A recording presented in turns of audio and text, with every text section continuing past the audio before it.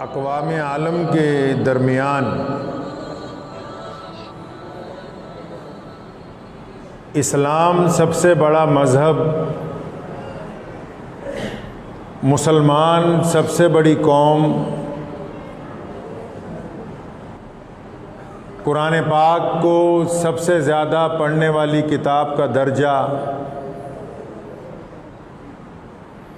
اور پیارے نبی حضرت محمد رسول اللہ صلی اللہ علیہ وسلم کو سب سے زیادہ پیار کرنے والے لوگ، یہ درجات جو ہیں دنیا میں کس طرح حاصل ہوئے، اس کے پیچھے کی تاریخ کیا ہے؟ اکثر لوگ یہ سوال کرتے ہیں، جو مسلمان ہیں ان کے بھی ذہن میں بعض اوقات یہ بات آتی ہے کہ چٹانوں کی سرزمین ہے جہاں سوائے پتھروں کے اور ریت کے کچھ نہیں،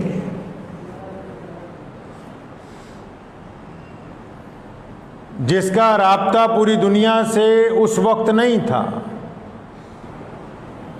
وہاں پر رسول اللہ صلی اللہ تعالی علیہ وسلم کو اللہ تبارک و تعالیٰ مبعوث فرماتے ہیں، اور پھر یہ کیا معجزہ ہے کہ ابھی رسول کریم صلی اللہ علیہ وسلم کو پردہ فرمائے ہوئے ہم سے صرف 1450 سال کا عرصہ گزرا ہے، مدت ہزاروں سال نہیں ہے۔ آج بھی ہم امام بخاری کی نگاہ سے، آج بھی ہم سیدنا ابو ہریرہ رضی اللہ تعالیٰ عنہ کی نگاہ سے، ابو داؤد کی نگاہ سے، امام نسائی کی نگاہ سے حضور اکرم صلی اللہ تعالی وسلم کے دور کو بخوبی دیکھ سکتے ہیں۔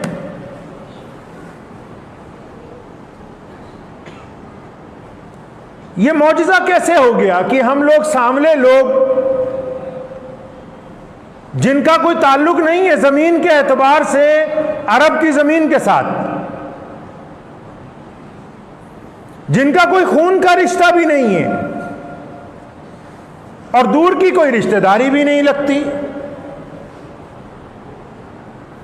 پھر بھی کروڑوں کی تعداد میں موجود ہیں جو کلمہ لا الہ الا اللہ محمد الرسول اللہ اس انداز میں پڑھتے ہیں، اس انداز میں پڑھتے ہیں کہ گرچہ کوئی سامنے کی طاقت چاہے بھی کہ ان سے کلمہ چھین لے تو چھین نہیں سکتی ہے۔ یہ تعلق کیسے پیدا ہوا؟ افریقہ کی مکہ مکرمہ سے دوری کئی ہزار کلومیٹر کی ہے، اور ایک دو نہیں، کروڑوں لوگ وہاں روزانہ ہر ایک نماز میں، ہر ایک ممبر سے، ہر ایک مسجد کی چھت سے اذان بلند ہوتی ہے کہ اشہدو ان محمد الرسول اللہ، کہ ہم گواہی دے رہے ہیں کہ محمد ہمارے رسول ہیں۔ اب تاریخ اٹھاتے ہیں کہ بھی ان کالوں کی مسلمانوں کے نبی کے ساتھ کوئی تعلق ہے، کوئی جسم کا تعلق ہے، کوئی زمین کا تعلق ہے، رشتہ داری کا تعلق ہے، کوئی تعلق نظر نہیں آتا ہے۔ آپ فرانس میں چلے جائیں، امریکہ میں جائیں، لاس اینجلس میں جائیں، وہ لوگ نہیں جو یہاں سے جا کے بس گئے، ان چٹی چمڑی والوں کو جب آپ دیکھیں گے نا، جنہوں نے اپنی عبادت گاہوں کو مسجدوں میں تبدیل کر دیا، اور وہ پھر صبح کو فجر میں اٹھ کے اذان دیتے اللہ اکبر اللہ اکبر، جن کو دیکھ کر یورپ کا جو دانشور ہے وہ حیران ہے کہ ان کا محمد الرسول اللہ سے تو کوئی رابطہ نہیں تھا، اور یورپ سے مکے کا فاصلہ کئی ہزار کلومیٹر کا ہے، یہ کیوں کلمہ پڑھتے ہیں؟ آپ ملیشیا میں جائیں، انڈونیشیا میں، وہاں چائنیز نسل کے مسلمان ہیں، اور ایک دو نہیں ہیں، کروڑوں ہیں، دنیا کے سب سے بڑے اسلامی ملک ہیں وہ۔ چائنا میں چلے جائیں، اب وہ روزانہ 5 وقت اذان دے رہے ہیں، اللہ اکبر اللہ اکبر۔ اب تحقیق کرنے والے لوگ حیران ہیں کہ ان چائنیز مسلمانوں کا، ان ملائی مسلمانوں کا عرب کی دھرتی سے فاصلہ کئی ہزار کلومیٹر، ان کو کس بات نے اسلام کے قریب کر دیا؟ سمندر میں ایک ٹاپو ہے چھوٹا سا، اس کا نام مالدیپ ہے۔ اب وہاں جائیں گے تو 5 وقت کی اذان خوبصورت آواز میں آپ کو سنائی دے گی، ہزاروں لوگ نماز پڑھتے ہوئے نظر آئیں گے۔ اور پھر اگر آپ کتاب کھنگالنے لگیں گے کہ اس ٹاپو کا تو زمین سے کوئی رشتہ ہی نہیں بنتا مکے کے شہر سے، یہ تو مدینہ منورہ سے کئی 100 کلومیٹر کے فاصلے پہ، ان کو کس بات نے کلمہ لا الہ الا اللہ محمد الرسول اللہ پڑھنے کے لیے مجبور کیا ہے؟ دریائے دجلہ کے دونوں طرف، جہاں آج ایران اور عراق بستے ہیں، جہاں کبھی اسلام کی سب سے بڑی طاقتیں وجود میں تھی، جہاں کبھی کیسر و کسرا کے محل ہوا کرتے تھے، جن مقامات پر کبھی محمد رسول اللہ صلی اللہ علیہ وسلم کے خلاف نعوذ باللہ سازشیں ہوا کرتی تھیں، آج وہاں کی مساجد دنیا کی سب سے پائیدار مساجد میں سے ایک ہیں۔ آج وہاں کے کتب خانوں میں قرآن پاک روزانہ چھاپا جاتا ہے۔ آج بیروت کی چھپی ہوئی کتابیں مسلمانوں کے کتب خانوں کی زینت بنی ہوئی ہیں۔ ارے ان کو کس نے مجبور کیا کلمہ لا الہ الا اللہ محمد رسول اللہ پڑھنے کے لیے؟ ایک سوال ہے پوری دنیا کے سامنے کہ وہ سونے رسول جو صرف 1450 سال پہلے دنیا میں آتے ہیں اور پھر آج دنیا کے 128 ملکوں میں تھوڑے ہوں یا زیادہ ہوں، کم ہوں یا زیادہ ہوں، اپنی زبان بولتے ہوں یا دوسری زبان بولتے ہوں، ان کی رنگ اور نسل کوئی بھی ہو، ان میں کلمہ لا الہ الا اللہ محمد الرسول اللہ پڑھنے والے لوگ موجود ہیں۔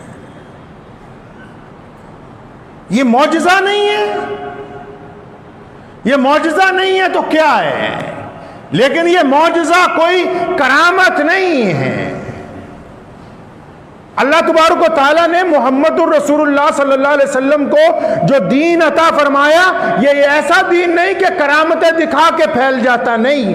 اللہ تبارک و تعالیٰ نے سونے محبوب کو جو دین عطا فرمایا وہ فطرت کا مذہب ہے، انسان کے مزاج کا مذہب ہے۔ اگر ہم اطمینان کے ساتھ اسلام سے پہلے کی دنیا کو دیکھیں تو پھر ہمیں آسانی سے سمجھ آ جائے گا کہ اسلام دنیا میں کیسے پھیلا ہے۔ یہ تو آج میڈیا کہتا ہے نا کہ اسلام تلوار کے زور سے پھیلا۔ آپ بتائیے ملیشیا میں کون سا مسلمان لشکر گیا؟ انڈونیشیا میں کیا کوئی مسلمان لشکر گیا؟ کیا ان چائنا کے مسلمانوں کو فتح کرنے کے لیے کوئی مسلمان لشکر گیا؟ کیا مالدیپ کے اندر کبھی مسلمانوں کی کوئی لڑائی ہوئی ہے؟ بالکل نہیں ہوئی۔ آپ دیکھیں وہ بات کیا ہے کہ پوری دنیا کے اندر اسلام جو ہے وہ رائج ہوا ہے۔ اس خوبی کو تلاشنا ہوگا کہ جو محمد رسول اللہ صلی اللہ علیہ وسلم نے عطا کی، اور یہ وہی تو خوبی ہے کہ 1450 سال کی اس چھوٹی سی مدت میں اسلام کے خلاف بے شمار سازشیں بنائی گئیں، اسلام کے خلاف بے شمار طاقت کا استعمال کیا گیا، اسلام کے خلاف بے شمار بڑی بڑی حکومتوں نے رقم خرچ کی، اس خرچ کے باوجود بھی دین اسلام رکنے کی بجائے آگے بڑھتا گیا۔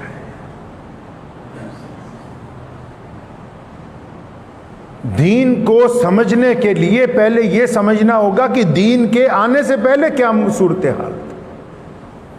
ہم کسی آدمی کو کسی بلند مقام پر دیکھتے ہیں تو ایسا لگتا ہے کہ نہیں یہ تو بہت اونچی جگہ پر بیٹھا ہو، لیکن اس کے پیچھے کی تاریخ کو پہلے پڑھنا ہوگا کہ یہ وہاں تک پہنچا کیسے۔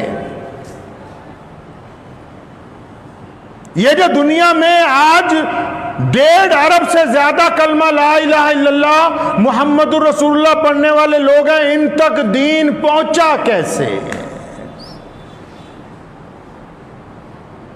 اگر اس بات کو ہم تجزیہ کرنے لگیں گے تو آسان طریقہ یہ ہے کہ دنیا کا اتہاس اٹھائیں، اسلام کا نہیں، وشو کا اتہاس پڑھیں۔ رسول اللہ صلی اللہ علیہ وسلم مکے میں مبعوث ہوتے ہیں تو مکے کی حالت کیا ہے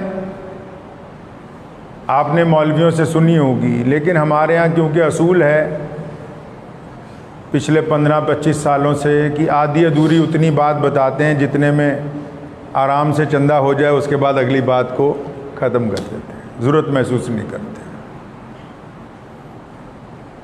محمد رسول اللہ صلی اللہ علیہ وسلم مبعوث ہوتے ہیں، نبوت کا جب اعلان ہوتا ہے، حالت یہ ہے کہ لوگوں نے الگ الگ عبادت گاہیں، الگ الگ،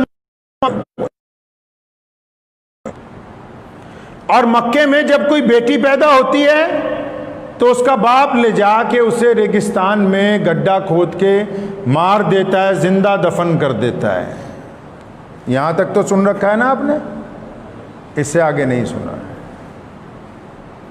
یہ صرف مکے کی بات نہیں ہے، مکہ مکرمہ سے جب باہر نکلتے ہیں، کیسر و کسرا کی طرف جاتے ہیں، تو وہاں کے جو بادشاہ ہیں، جن کو آپ نواب سمجھ لیجئے اپنی زبان میں، انہوں نے لوگوں کو اپنا غلام بنایا ہے۔ غلاموں کے اوپر باقاعدہ فوجی تعینات ہیں اور حکم ہے کہ بڑھیا فصلیں اگاؤ، پھل اگاؤ اور سارا مال لا کے ریاست میں جمع کروا دو، تمہارا اس سے زیادہ کوئی کام نہیں۔ کپڑے پہنو نہ پہنو کوئی اختیار نہیں ہے۔ آپ پھر تھوڑا سا اور آگے چلے جائیں، 1-2 ہزار کلومیٹر افریقہ کے ملک آ جاتے ہیں، وہاں بھی حالت یہ ہے کہ لوگوں کے پیروں میں بیڑیاں ڈالی ہوئی ہیں، بیڑیاں، اور بیڑیاں ڈالنے کے بعد منڈی میں لے کے جاتے ہیں روزانہ غریب لوگوں کو، اور آواز لگاتے ہیں غلام بک رہا ہے، خاندان سمیت، 1 بیوی 4 بچے، 1 آدمی کام کرنے والا، کتنے کے لوگ ہیں بتاؤ؟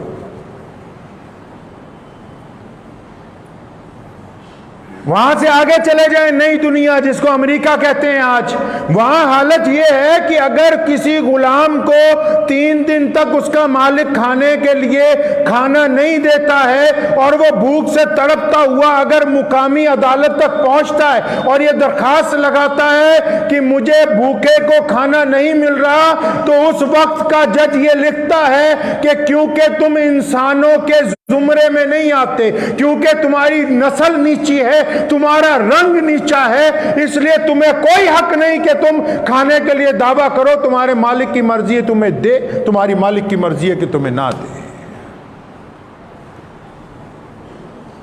اور آگے چلے جائیے، ایشیا کے جتنے ملک ہیں، جس کو آج انڈونیشیا، ملیشیا، چائنا، ہمارا ملک اس کو کہتے ہیں، وہاں یہ حالت ہے کہ غریب آدمی کو امیروں کی سڑک پہ چلنے کی اجازت نہیں، غریب آدمی کو سرمایہ داروں کی سڑک پر چلنے کی اجازت نہیں، اور جس کنویں سے وہ پانی پیتے ہیں اس سے دوسرا نہیں پی سکتا ہے۔ آپ کیا سمجھتے ہیں کہ صرف مکہ مکرمہ میں بچیوں کو زندہ دفنایا جاتا تھا؟ مکہ نہیں، مکے سے لے کر افریقہ تک، افریقہ سے لے کر چائنا تک، چائنا سے لے کے اس ملک تک، اور یہاں سے فرانس تک، اور فرانس سے پھر نئی دنیا تک، پوری دنیا میں صرف نواب زادوں کا، صرف حکمرانوں کا، صرف اس دور کے راجاؤں کا راج چلتا تھا، اور 98% لوگ اس راج کی چکی میں نیچے پس رہے تھے۔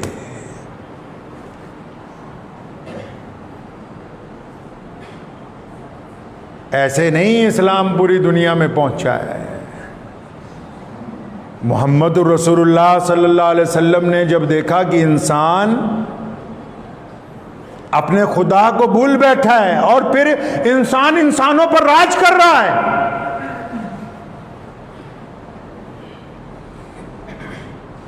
جب یہ نظر آیا سامنے کہ انسان انسان پر زیادتی کر رہا ہے اور اپنے معبود کو بھول بیٹھا ہے، تو کریم رسول نے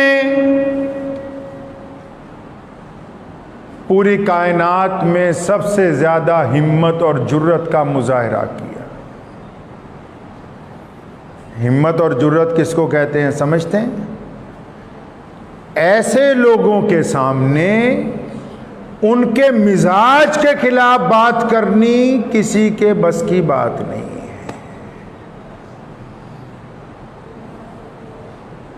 حضور اکرم صلی اللہ علیہ وسلم نے انسانوں کے مزاج کو پکڑ لیا.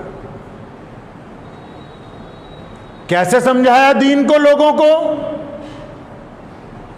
ہم سے کوئی پوچھتا ہے اسلام کیا ہے؟ اسلام فطرت کا مذہب ہے. اسلام نے ہمیں سمجھایا کہ دیکھو ایک مرد تو چاہتا ہے نا کہ اس کی عورت اس سے بے وفائی نہ کرے.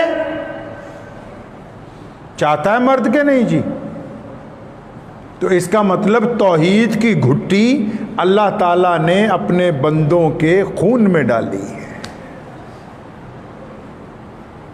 دنیا نے کہا کہ خدا ایک ہے اور لوگ ڈرتے رہے. سونے رسول صلی اللہ علیہ وسلم نے کہا کہ ایک تو خدا ہے لیکن ایک کو خدا وہی مانے گا جو ایک کی عبادت کرتا ہو. شوہر تو چاہتا ہے کہ اس کی بیوی اس سے بے وفائی نہ کرے، تو اس کا مطلب اس کے مزاج میں توحید ہے.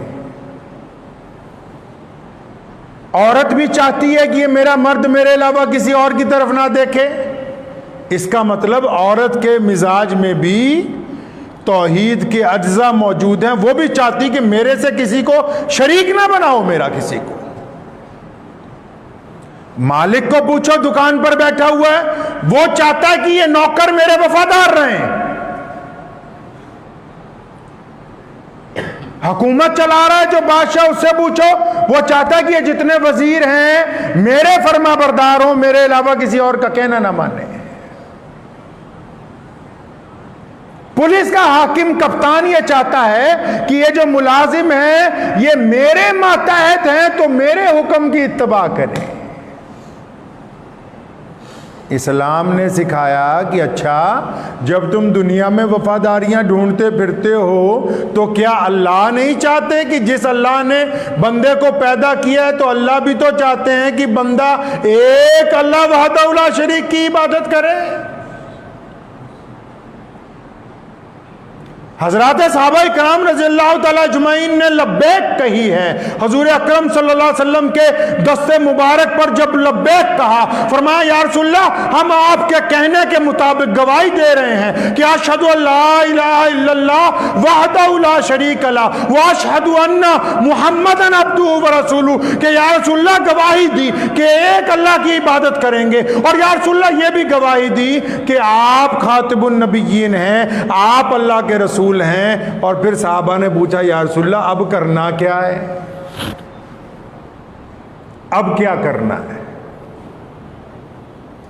ابھی آج کسی عام مسلمان کو پوچھو کہ جی ذرا اسلام سمجھا دو، پہلے تو دائیں بائیں طرف دیکھے گا، بھی اس کو سمجھاؤں کیا یہ جو غیر مسلم پوچھ رہا ہے، کہ بھی مسجد میں لے جاؤں، یہ بتاؤں، نماز پڑھتے ہیں، یہ کرتے ہیں، وہ کرتے ہیں. اسلام نے تو دو لفظوں میں اپنی بات مکمل کی ہے حضور اکرم صلی اللہ علیہ وسلم. اور یہ اسی بات کا نتیجہ ہے کہ آج ہم یہ ہمارے سر پر جو عزتیں رکھی ہیں یہ محمد الرسول اللہ نے عطا کی ہیں. اگر دین ہم تک نہ پہنچتا ہم ہرگز عزت والے نہ ہوتے.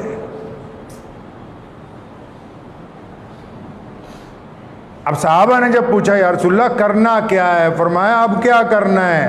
اب بلال اور ابو بکر ایک ہی تھالی میں کھانا کھائیں گے.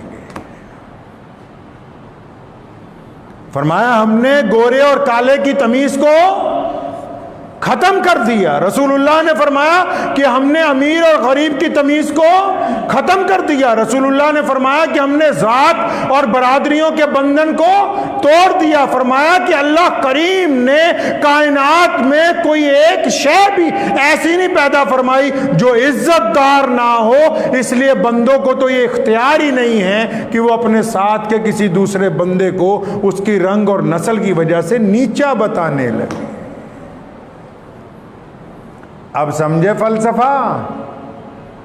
جب مکہ مکرمہ سے مدینہ گئے ہیں اور لوگوں کو جب یہ پتہ لگا، سونے رسول کہتے ہیں کہ جیسے ہم نے انسانوں میں وفاداریاں تلاش کرتے ہیں، اللہ ہم سے وفاداری کا عہد چاہتے ہیں، اسی عہد کا نام لا الہ الا اللہ لکھا گیا، اور فرمایا اللہ عہد چاہتے ہیں کہ محمد رسول اللہ کی اتباع کرو گے۔ فرمایا جب رسول کی اتباع کی تو اللہ نے قرآن پاک میں فرمایا کہ تم اس وقت تک میری اتباع کرنے والے نہیں بن سکتے جب تک میرے پیارے محبوب محمد رسول اللہ کی اتباع نہیں کرتے۔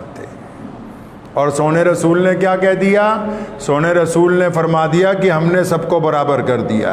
فرمایا جب سب برابر ہیں نا تو بلال اور ابو بکر ایک ساتھ ہو گئے، اسامہ جیسے غلام عمر فاروق رضی اللہ تعالیٰ عنہ کے ساتھ بیٹھنے لگے، پھر پوری دنیا میں پیغام پہنچنے لگا۔ وہ تڑپتی ہوئی انسانیت جن کو دبایا گیا تھا، وہ لوگ جن کو پڑھنے لکھنے سے روکا گیا، وہ لوگ جن کو اچھا کھانا پینے سے روکا گیا، وہ جنہیں ذات اور برادریوں کی وجہ سے پیچھے پھینکا گیا، پوری دنیا کے وہ تمام اقوام جو تڑپ رہے تھے، جب ان تک پیغام پہنچا کہ ایک اللہ کی عبادت کے ساتھ ہمیں یہ حق ملے گا کہ ہم ایک ساتھ نماز پڑھیں گے، ہمیں یہ حق ملے گا کہ ہم ایک برتن میں کھانا کھائیں گے، ہمیں یہ حق ملے گا کہ ہم ایک دوسرے سے رشتہ داریاں کریں گے، ہمیں یہ حق ملے گا کہ ایک دوسرے سے گلے ملیں گے، تب انہوں نے کہا کہ ہم محمد الرسول اللہ صلی اللہ علیہ وسلم پر ایمان لاتے ہیں۔ یہ اسلام کا فلسفہ ہے، اس فلسفے کو دنیا نہیں روک سکتی۔ کیوں؟ کیونکہ دنیا دولت استعمال کر سکتی ہے، طاقت استعمال کر سکتی ہے، محمد الرسول اللہ صلی اللہ علیہ وسلم کے طریقے کے اوپر چل کے کسی مظلوم کو، اپنے سے غریب کو برابر نہیں بٹھا سکتی۔